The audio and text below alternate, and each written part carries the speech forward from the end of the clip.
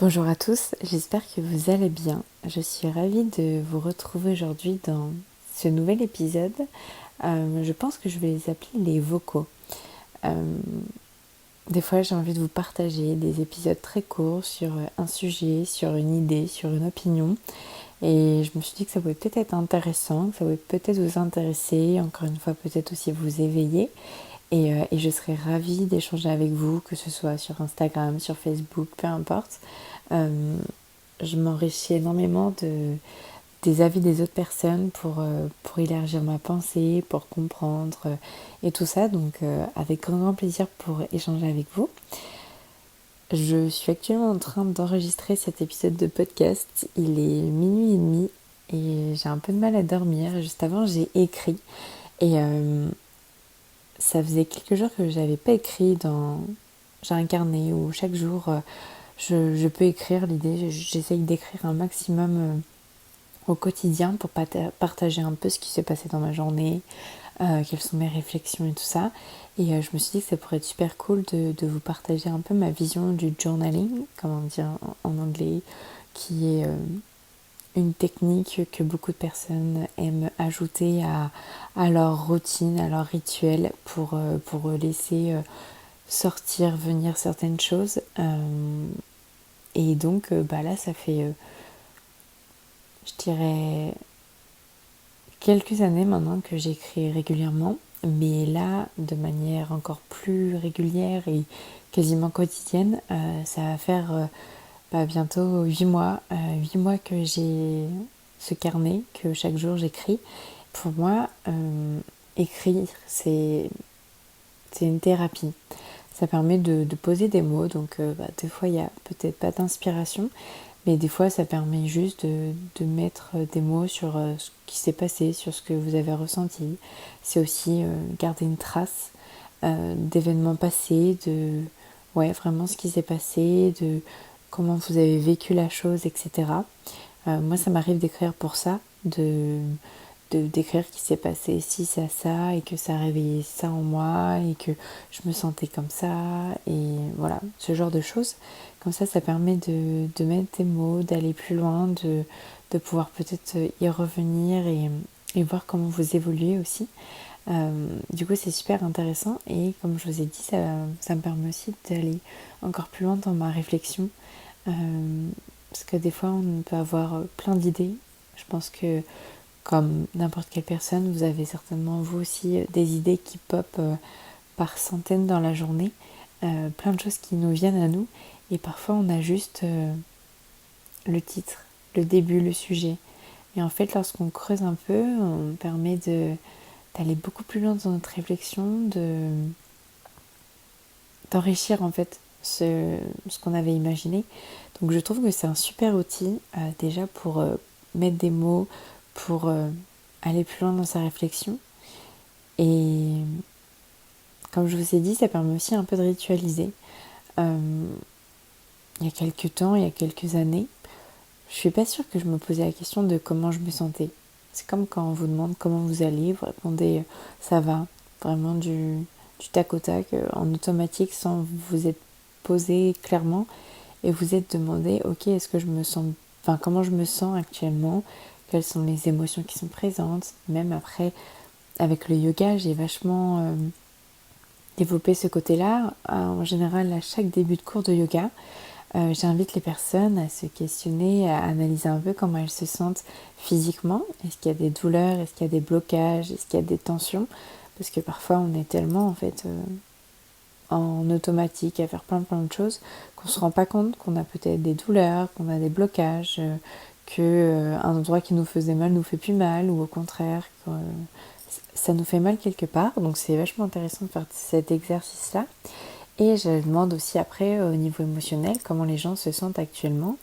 Encore une fois, toute émotion est la bienvenue, c'est qu'elle a un message à nous transmettre, et il n'y a aucun problème. Mais c'est voilà, déjà prendre conscience de l'état dans lequel on se trouve actuellement, parce que on peut être, comme je vous ai dit, en automatique et pas se rendre compte qu'on est épuisé, qu'on est stressé, qu'on est peut-être en colère, et donc on va alimenter ce cercle.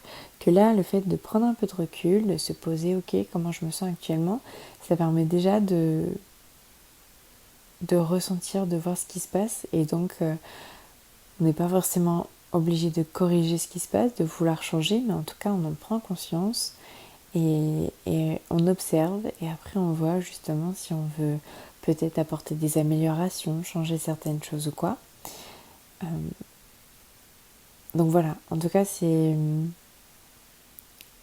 super intéressant justement, je trouve, de rien que commencer en écrivant, en se demandant ok, comment je me sens en ce moment, quelles sont les émotions qui sont présentes, qu'est-ce qui m'a marqué, qu'est-ce qui s'est passé récemment, et que ce soit des choses très très basiques. On parle aussi souvent des gratitudes, le fait d'être heureux d'avoir vu le soleil, d'avoir vu une fleur d'une certaine couleur, d'avoir vu le sourire sur le visage de quelqu'un qui vous a fait sourire, que ce soit avoir mangé avec quelqu'un, avoir fait une activité, voilà, vraiment peu importe, mais ça peut être de choses très très minimes, rien que le fait d'être heureux encore aujourd'hui, de pouvoir respirer, de pouvoir sentir peut-être le soleil sur votre peau, sentir le vent, sentir certaines odeurs, voilà, bref, plein de choses sont possibles, mais voilà, se poser, se demander comment on se sent,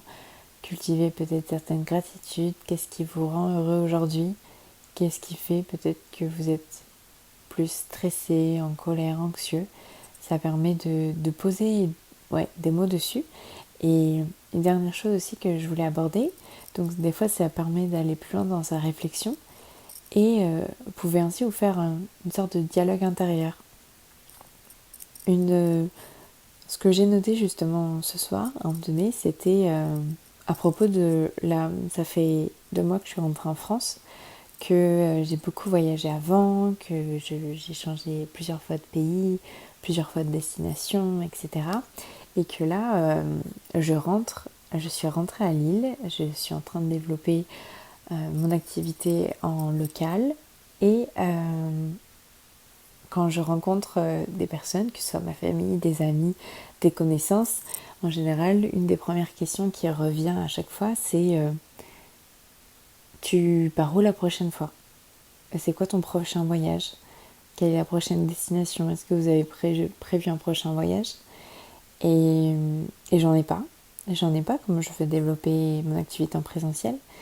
Et j'ai souvent une idée qui revient, qu'on m'avait dit une fois, le côté d'être, le fait de ne pas tenir en place, d'aller voir plein de choses ailleurs, c'est peut-être le fait de fuir quelque chose qui a en nous, autour de nous, dans l'endroit où on se trouve, et que c'est une forme peut-être de crise, de tout le temps fuir ces choses-là et aller découvrir ailleurs. Et du coup, donc j'ai cette idée-là qui revient souvent, de me dire, ok, est-ce que j'étais en crise? Je suis pas sûre. J'avais juste envie d'aller voir d'autres choses, et c'est très bien aussi. Mais donc voilà, ça n'empêche pas que des fois cette idée revienne à moi, de est-ce que tu es en crise? Ok, bah là je rentre, est-ce que ça veut dire que je ne suis plus en crise? Mais ça veut dire quoi? Si je suis en crise, ça veut dire que je vais pas bien, ça veut dire que je suis en train de faire quelque chose, et du coup ça peut éveiller des choses un peu négatives, un peu fortes, mais en même temps, bah non. Enfin, pourquoi je devrais être en crise pour voyager? C'est aussi très cool de voyager, et puis bah si j'ai envie de voyager, bah j'ai voyagé, et si aujourd'hui j'ai pu, enfin dans l'instant présent en tout cas, j'ai pas envie de repartir ailleurs, bah je ne repars pas ailleurs, et c'est pas grave, et il n'y a aucun problème. Mais donc en fait ça c'est un dialogue que je me suis fait à l'écrit, de est-ce que c'est grave, est-ce que c'est important, est-ce que je suis obligée d'être comme ça, est-ce que je suis obligée de faire ça, et alors, et si je faisais le contraire? Et donc ouais, vraiment avoir ce sort de dialogue permet aussi vachement de se déculpabiliser, de débloquer certaines situations, de surmonter certaines choses. Donc voilà, je voulais vous partager ça aujourd'hui, comment moi j'utilise l'écriture. Si certaines choses vous parlent, je vous invite vraiment à écrire.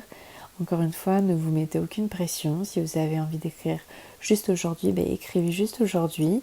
Je vous invite peut-être à y revenir un peu plus tard, à voir qu'est-ce qui émerge au fur et à mesure.